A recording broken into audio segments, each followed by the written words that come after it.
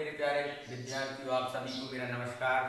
मैं प्रकाश रखिया एक बार फिर से अध्याय 3 दो चर वाला रैखिक समीकरण प्रश्नावली 3.1 का पहले प्रश्न का ये दूसरा नंबर लेकर आया हूँ। दूसरे नंबर का जो क्वेश्चन है, प्रश्न नंबर पहले का ये सेकंड है। इसके पहले क्वेश्चन पहले का पहला क्वेश्चन हमने बहुत अच्छे तरीके से आपको हल करके बताया था और उसको ग्राफ में भी प्रदर्शित करके बताया था। प्रिय विद्यार्थियों, यहाँ पर हम बात करेंगे दूसरे प्रश्न की, जो बड़ा ही इम्पोर्टेंट प्रश्न है। वार्षिक परीक्षा में ये कई बार पूछा गया है और इसीलिए मैं कहता हूँ वार्षिक परीक्षा के दृष्टिकोण से ये प्रश्न बड़ा ही महत्वपूर्ण है। तो इसको आप बहुत अच्छे तरीके से यहाँ पर समझने का प्रयास करिए। और चलिए चलते हैं क्वेश्चन नंबर पहले का दूसरा। लिखा है क्वेश्चन में 5 पेंसिल तथा 7 कलमों का मूल्य 50 रुपये है। 5 पेंसिल तथा 7 कलमों का मूल्य 50 रुपये है, जबकि 7 पेंसिल तथा 5 कलमों का जो मूल्य है वो 46 रुपये है। तो एक कलम तथा एक पेंसिल का मूल्य ज्ञात कीजिए। और ऊपर जो शर्त दी है कि निम्न समस्याओं में रैखिक समीकरण युग्म बनाइए तथा ग्राफीय विधि से हल कीजिए। ठीक है, तो यहाँ पर हम चलते हैं इस क्वेश्चन की ओर। आइए इसको सॉल्व करते हैं। जब हम इसको हल करेंगे, लिखेंगे माना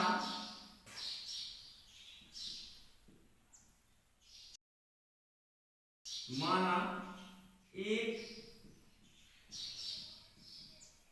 पेंसिल का मूल्य बराबर x रुपये है। कितना है बेटा?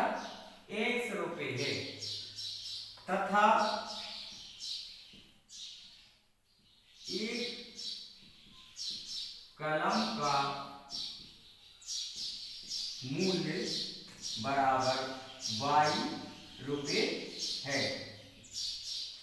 हमने ये मान लिया एक पेंसिल का मूल्य 1 रुपये, x रुपये तथा एक कलम का मूल्य y रुपये है। अब हम चलेंगे क्वेश्चन की ओर, जहां पर पहली शर्त हमें क्या दी गई है?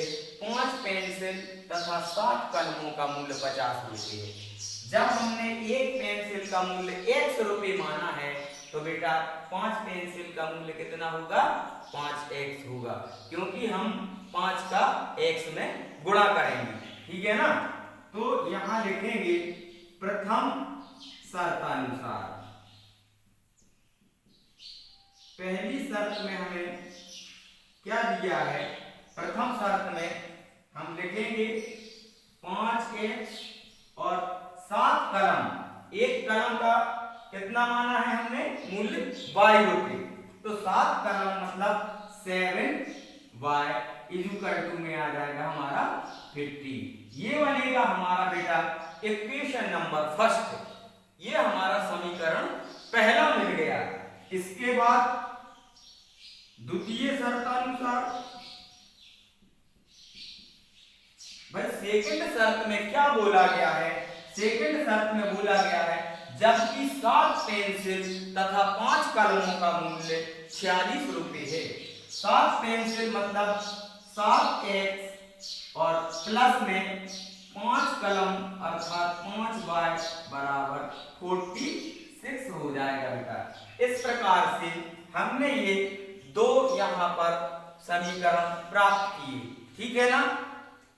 अब हम क्या करेंगे? इसमें x और y के वैल्यू निकालने वाले हैं। x और y के, x का मान कुछ और रखेंगे तो y का मान हमें कुछ और प्राप्त होगा, जैसा कि हम पहले क्वेश्चन में कर चुके हैं। ठीक है ना?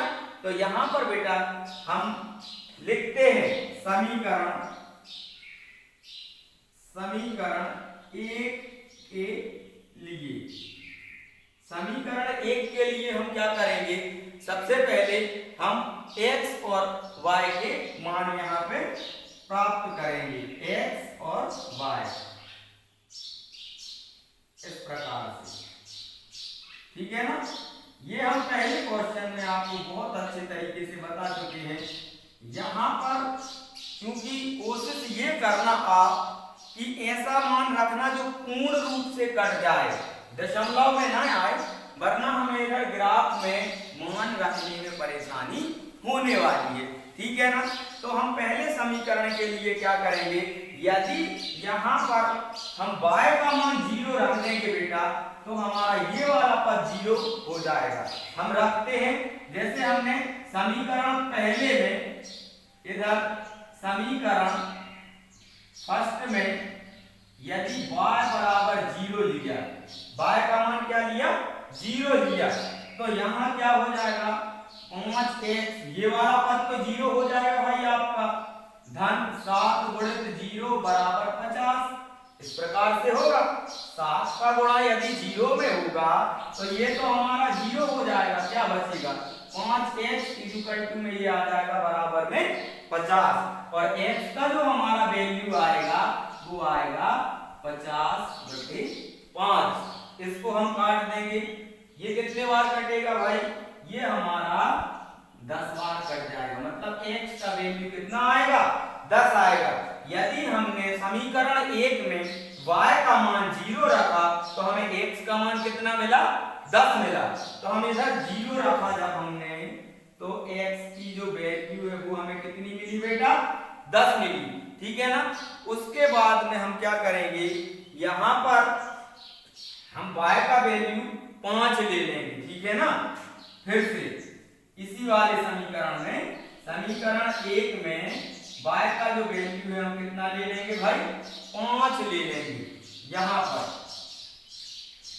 जब हम y का वैल्यू 5 लेंगे तो इधर कितना हो जाएगा, 5x धन 7 गुणित ये 5 हो जाएगा बराबर में 50 हो जाएगा। ठीक है ना, अब हम क्या करेंगे भाई, 5x प्लस 7 पन्ना हो जाएगा हमारा 35 और ये 50।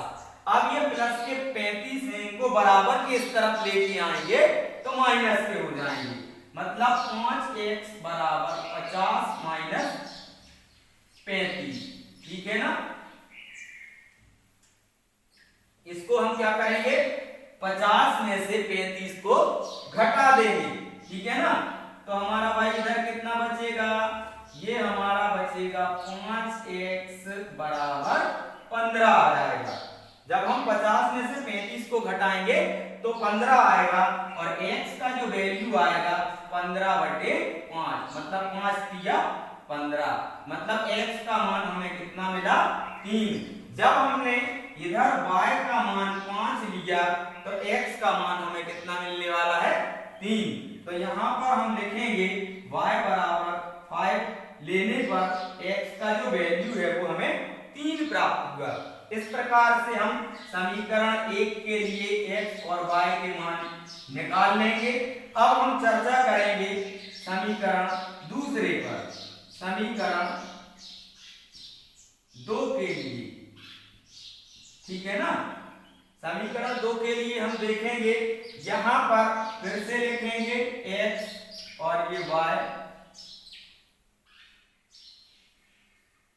इस प्रकार से हम लिख सकते। ठीक है ना, यदि बेटा हम यहां पर समीकरण 2 में y का मान यदि हम -2 ले लें तो हमारा जो मान आएगा वो एक पूर्ण संख्या में आने वाला है। ठीक है ना, आइए देखते हैं हम समीकरण 2 जो दिया हुआ है, 7x धन 5y बराबर 46, और y का मान हम कितना रख रहे हैं इसमें, y बराबर -2 ले रहे हैं बेटा, -2 ले रहे हैं। ठीक है ना, यहाँ रखेंगे 7x धन 5 गुणित y की जगह -2 बराबर 46।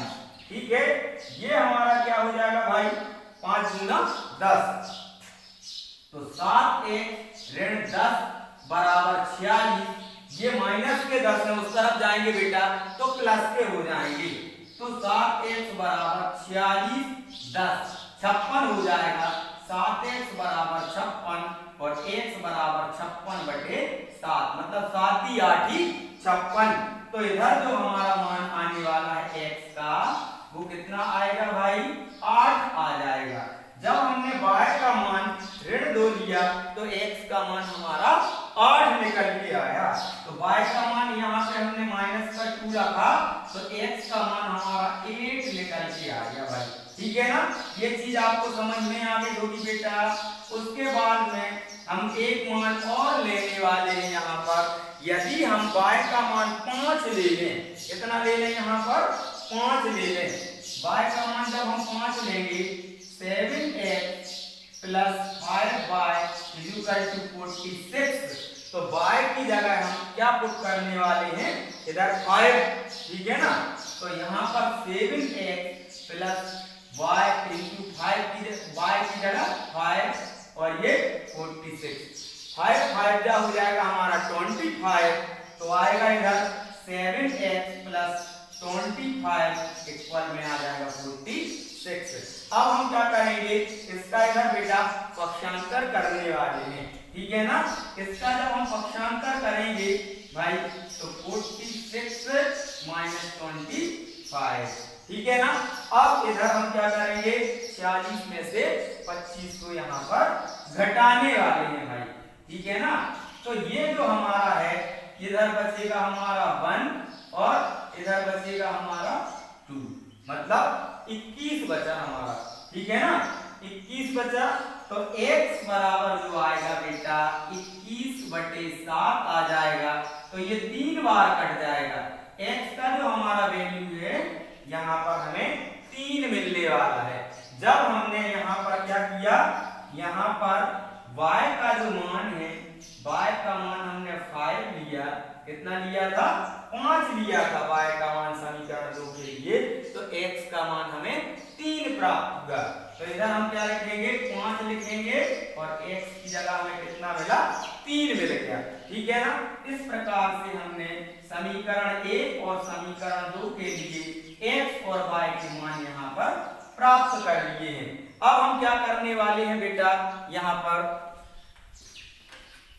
अब हम इस ग्राफ में यहाँ पर ये मान रखने वाले हैं समीकरण 1 और 2 के।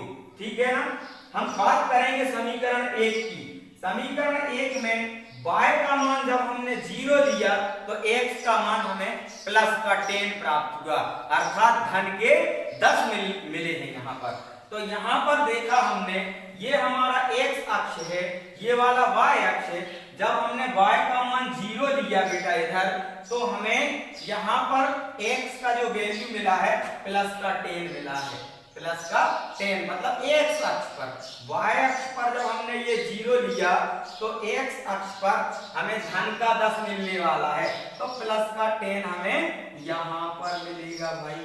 ठीक है ना, y मतलब y अक्ष पर 0 और x अक्ष पर 10, यहाँ पर हम एक क्या करेंगे पॉइंट रख देंगे। ठीक है ना, अब यहाँ पर जब हमने y का मान 5 लिया, मतलब इधर y का मान हमने क्या लिया ये 5 ले लिया बेटा।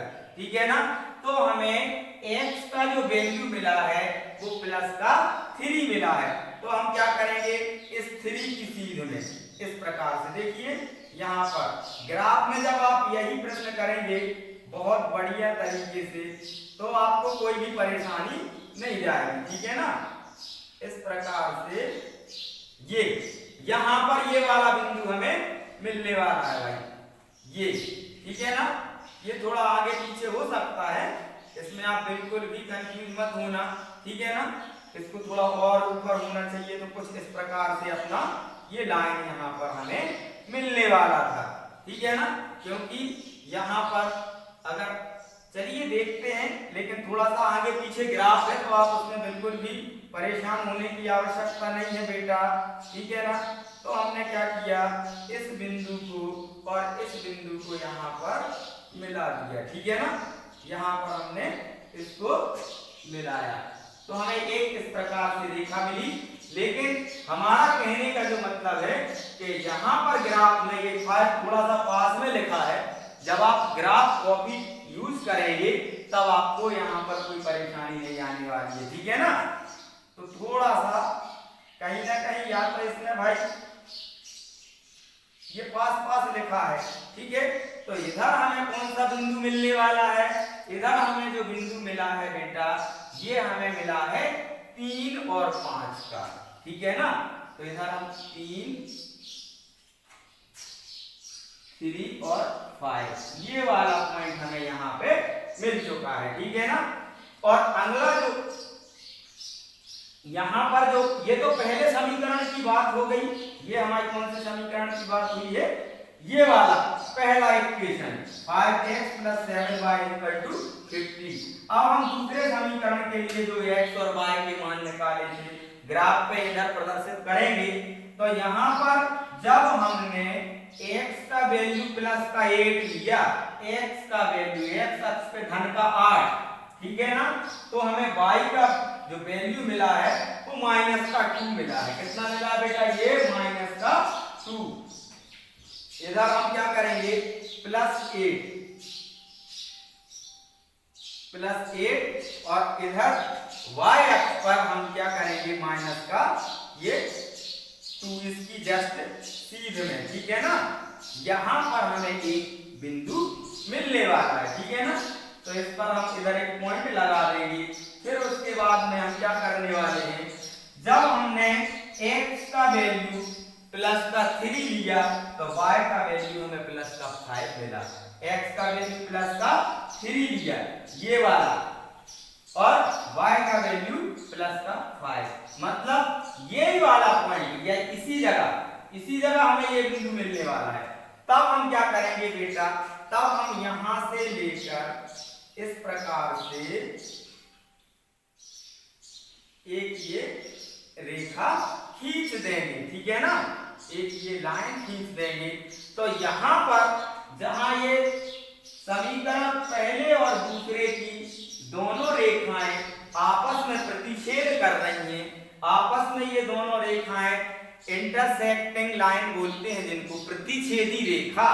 तो यहाँ पर ये दोनों रेखाएं जिस बिंदु पर मिल रही हैं यही हमारा समीकरण का हल है, ठीक है ना।